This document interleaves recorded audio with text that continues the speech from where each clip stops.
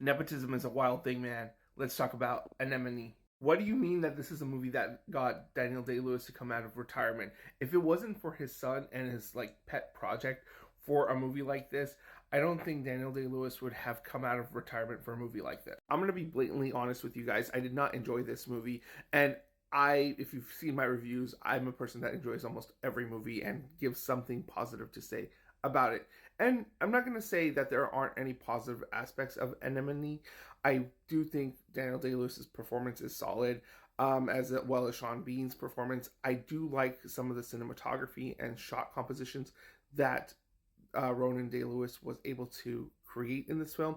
There are some cool, interesting imagery, but it's hollow imagery that doesn't actually add up to the overall story or movie. So those are some of the positive things I have to say. And then for Ronan Day-Lewis as a director, I don't think he's a good director, at least not yet. Maybe he has sparklings of someone who can be competent later on. But what I got out of Anemone was a movie that felt drawn out, that was trying to say something meaningful about fatherhood and manhood and the relationships that we form as men and the support that we need from our fathers. But it was a movie that was drawn out with just so many long, tedious takes that it just took forever to even start. And I don't even think the film ever took off. It takes forever to be introduced to these characters, introduced to this world, introduced to what's going on, even though it was not anything meaningful or heavy or deep. There was a twist or whatever you want to call it, halfway through the film about the stories and the characters, and you could see it coming a mile away, and it just took forever to get there.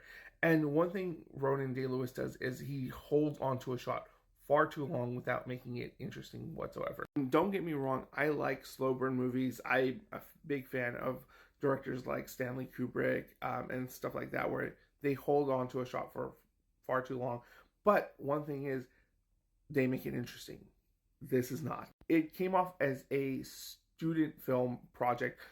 This was his final project, and he just wanted to do a showcase of things that he's capable of as a director. So these long takes, these somewhat beautiful shots, and good song compositions, and with some interesting transitions, but there was nothing to really say. It was just a hollow experience. The characters felt uninteresting, and to make Daniel Day-Lewis give a performance where you're actively trying to make him look bad is insane. He's the greatest actor of our generation, and he was barely keeping you paying attention. There are monologues that go on too long. There's one particular one that reminded me of Zoolander, where he kind of explains why he's in this situation, and then at the end his brother asks him, "But why?